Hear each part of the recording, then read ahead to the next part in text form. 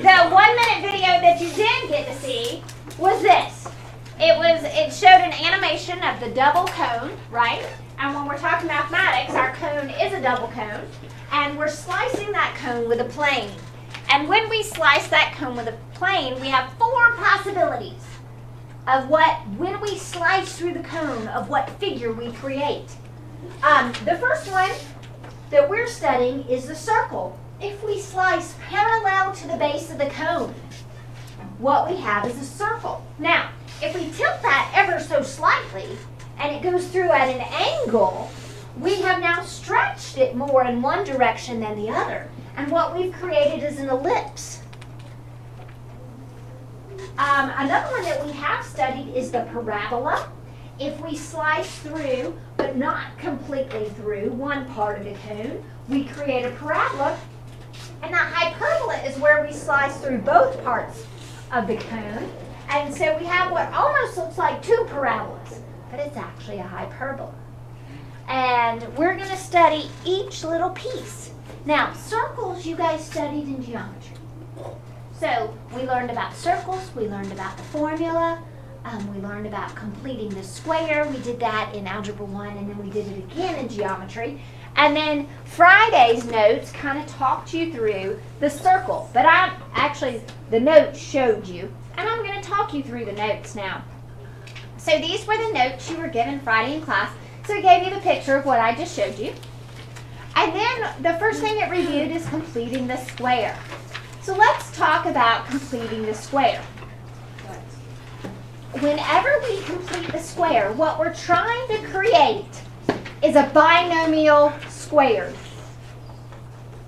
When we complete the square, the purpose of it is to come up with a binomial squared. So how do we get to the binomial squared?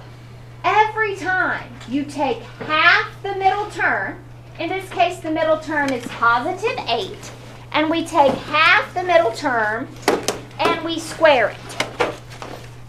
Okay? I see that those of you that weren't here on Friday are currently looking for the notes, and they're still on my desk from where I had us up. All right, so here you go. Anyway, who else needs? All right.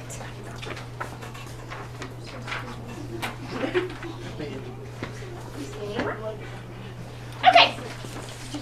All right, so if we take half of 8 is 4. 4 squared is 16. So that's what we would have to add to complete the square. And then we could write this as x plus 4 squared. Because, let's skip to number 3. When we take half of positive 20, half of positive 20 is positive 10. So when we square that, we add 100, and what it creates is x plus 10 squared. Whatever you took half of is what ends up going into your binomial. So here, I have an odd number. When I have an odd number, leave it as a fraction. The reason why is this part's easier, and you're going to see when we complete the square for our conics that it's actually easier to deal with as a fraction than if we converted everything to a decimal. So when we take half of 7, it's 7 halves, and when we square it, it's 49 fourths. But written as a binomial squared, whatever we took half of goes right here. Okay? So if you guys have those notes out, there's a little extra room at the bottom. We're going to do a little extra practice. Okay? We have 2 you tries. You try completing the square for these 2. Okay, so we're going to have to put something here, and then we're going to write it as a binomial square.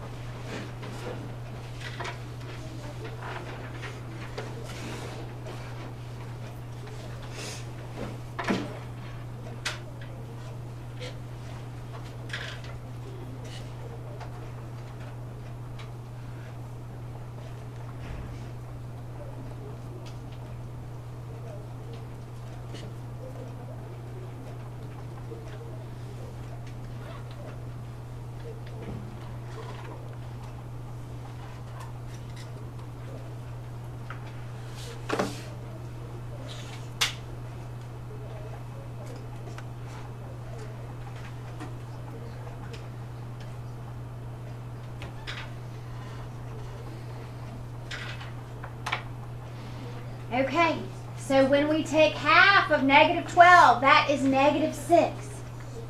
What is negative 6 times negative 6? 36. Positive 36.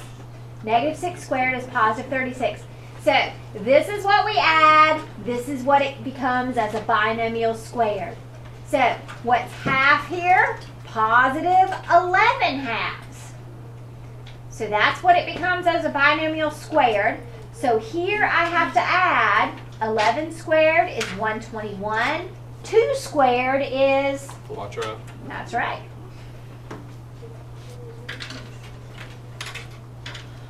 Okay, so that's just a refresher on how to complete the square, because that's important to get our equations in the proper form. Now, specifically for circles, this was on the back of your notes. Remember the formula from circles comes from the distance formula. Distance equals the square root of the difference in our x squared plus the difference in our y squared.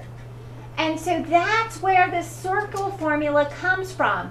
If we square both sides, this distance, when we define a circle in the coordinate plane is defined by all the points in the plane that are a given distance from a fixed point called the center. And that given distance is the radius. So that's why the distance part is referred to as the radius. And this x and y refer to all those points in the coordinate plane that are a given distance from the center. And HK is our center. So from that definition of a circle, we create, using the distance formula, our formula for a circle. X minus h squared plus y minus k squared equals r squared, where HK represents the center and r is the radius.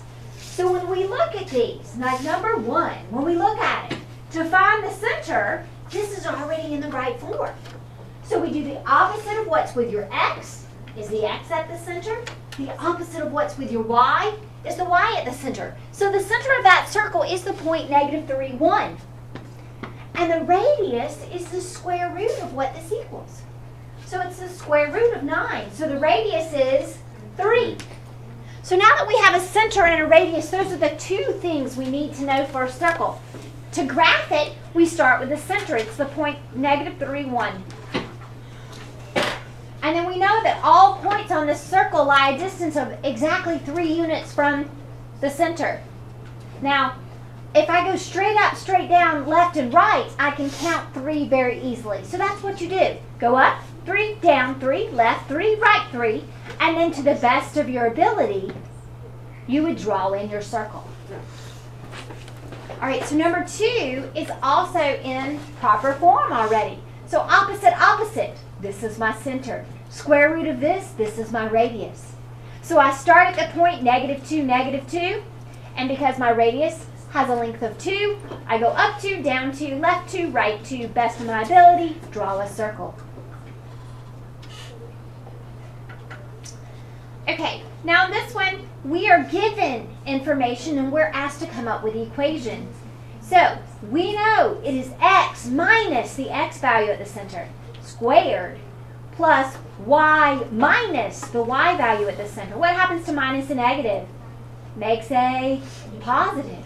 Equals the radius squared. What is 4 squared? 16. I wrote that too large, so let's see if I can shift it over.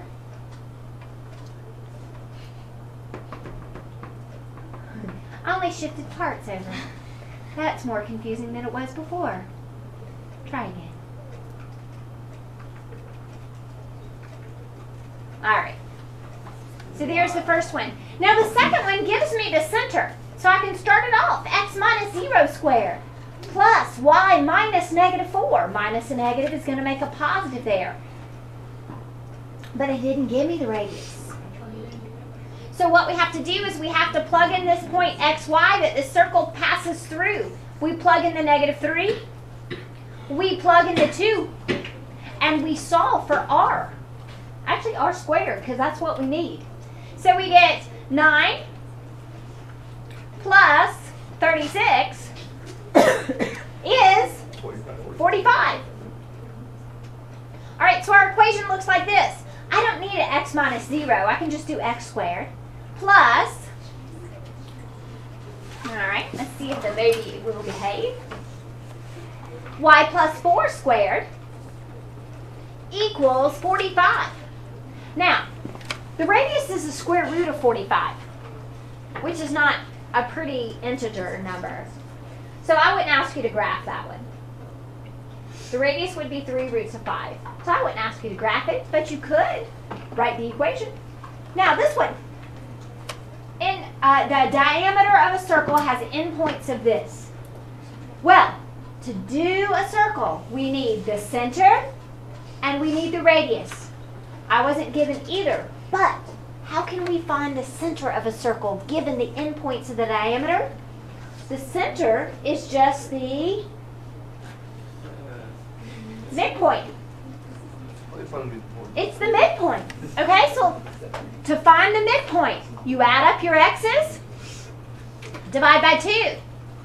Add up your y's, divide by 2. We just average the x's, average the y's. That's how we find the midpoint of any segment.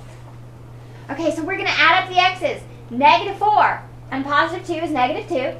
Divide by 2 is negative 2 divided by 2? What? Negative 1. Yeah. And you gave me the answer to the y. So we add up our y's. 1 plus 9 is 10. Divided by 2 is 5. So this circle, if those are the endpoints of the diameter, its center would be negative 1, 5. That is the midpoint. Okay? So sometimes we have to find the midpoint. Somebody told me there was a circle problem on the SAT this weekend. Yeah, okay. Yeah. All right, so this becomes x plus 1 squared. It was about radians and stuff. There was a unit circle problem also. Okay? And let's take a quick time out from the lesson. I do want you guys to know by the end of this year, I will have given you some type of instruction on everything that's covered on the SAT and ACT. Fayette County made a decision to add in an intro to pre-calculus unit at the end of Algebra 2 because there were 2 topics that we don't cover that are covered on those 2 tests. So at the end of this year, you will be given instruction on operations with matrices, simple operations with matrices, enough to be able to do what you need to do for those 2 tests. And we're also going to talk about the unit circle because they do have problems that extend past what you guys learned about sine, cosine, and tangent. So we will do that after we do our stats unit. That'll be May. So if any of you are taking the SAT in June, you will have covered it all. Yeah, so that'll be good. All right, now back to this problem. So now we've got the center, we need the radius. And you can choose. You can pick which point you want to plug in. It doesn't matter. If you like positive numbers better, use the second one. If it doesn't bother you, you could always use the first one. So if we plug in 2 and we plug in 9, we get 3 squared, which is 9, plus 4 squared, which is 16. So this r squared equals 25. And that's the equation for this circle. So every time for a circle, you need 2 things, center and the radius. Once you find the center, if you have any point that that circle passes through, you can plug it in to find the length of the radius. Because remember, the formula for a circle comes from the distance formula. That's why it works. It gives you that distance, which is your radius. Okay, and that's what we just did. All right, the next thing it does is it talks through the steps of completing the square. So you completed the square in 9th grade when you did parabolas, but you only did quadratics, so ones that open straight up or straight down. That's what you studied in 9th grade. So that was the first time you learned to complete the square. Then, last year in geometry, y'all did circles, and you completed the square again last year. So this year, we're going to complete the square with circles, with an ellipse, with a hyperbola, and the parabola. You're going to be a champ at completing the square, okay? But let's go back over those steps. So what do we want to do to complete the square? So the first thing we want to do is take any constant, any plain old number, and move it to the other side of the equation so it doesn't get in our way. And then what we're going to do is we're going to group our x's together and group our y's together. And then we're going to complete the square. So how do we do that? So what we do to complete the square is, you look at this middle term. That's why we practiced this a minute ago. You take half. Half of negative 32 is negative 16. We square that and add it to both sides. So we're introducing a number to this equation that wasn't there before. So we got to keep it balanced. So if we add it to the left side, we got to add it to the right side. It wasn't there before. So we have to add it to both sides. And then we do it for our y's. So we take half of the 22, which is 11, and we square it. And we add that to both sides. And the reason we're doing this, we are creating a binomial squared. Because that's how we get our center. That's where the center comes from. Opposite, opposite. So we are creating a perfect square trinomial which factors to a binomial squared so that we can clearly see our center. And then over here we add all that up and we get our radius. All right, so this problem I probably wouldn't ask you to graph because it has a weird radius. But I could ask you to give me the center and the radius. The radius is the square root of 7. That's fair. You might have one on your homework that's like the square root of 11. That's okay. I'm not going to ask you to graph them unless they turn out pretty. I don't think it's okay. It is okay. You're good with that. All right, so here's just another example that goes through the same thing. Move the constant over, take half, square it, add it to both sides, take half, square it, add it to both sides. Write it as a binomial squared, and it equals the radius squared. So the center is opposite, opposite, square root of this is your radius. All right, so take a look at that. I see some of you are copying it down. That's awesome. Do you guys have any questions? All right, I really hope the next page has a you try. There's a number 8. Ooh, you try. You try it.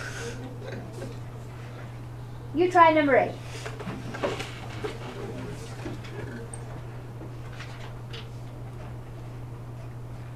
While you try it, we need to give kudos to our 2 math team members in this class. Level 3 math team came in first place. Carlos and Kiru were on level 3 in the problem-solving division. Nice job, guys. Yeah, and they were part of the ciphering team. We got third. We did, which was pretty good. At least 2 plays. I think if they had given an overall team winner, which this is the first year they didn't do that, it would have been us. Because we had so many individual winners, and we were first place in level 1, level 2, and level 3 of problem solving. We placed in ciphering. We had 3 individual place winners, and nobody else. Nobody else's school name got called as much as ours. So, I declare us the overall winner. They didn't give trophies. We got certificates. That's okay, because I have to pack all those up this summer and take them home with me and bring them back next year.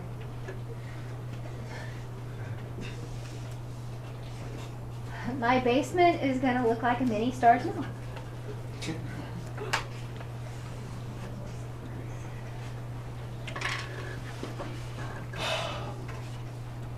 All right, I heard a sigh of I'm done. Show me the answer. Okay, so number goes, the constant stays over here. We had to move the y over here. We had to add 25 to complete the square for our x's. We had to add 16 to complete the square for our y's. This one turned out pretty. The center is the point -5, +4, the radius is 10. This is our equation. That one I could ask you to graph.